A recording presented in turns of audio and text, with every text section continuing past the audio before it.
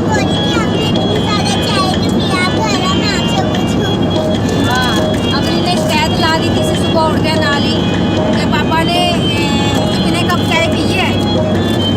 हाँ हाँ, पापा ने इतने कप चाय पी है। आपको टेस्ट अच्छा लगता है?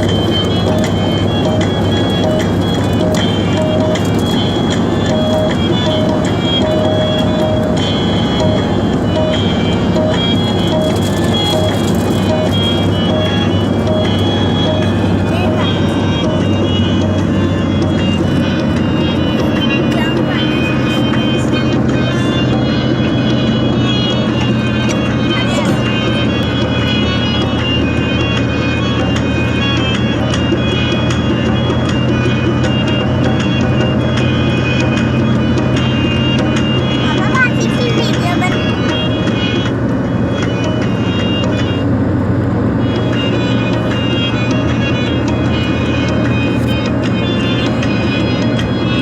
शायद सब लोग नाम बताया।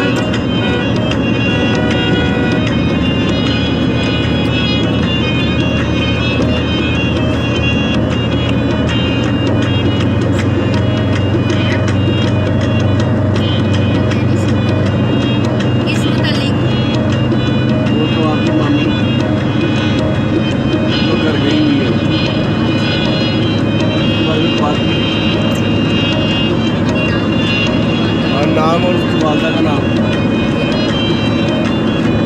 नहीं पता। तो मेरे साथ तो चलो फोन पे पूछ लेगी चलो और बहुत भी फोन पे समझ नहीं आती है।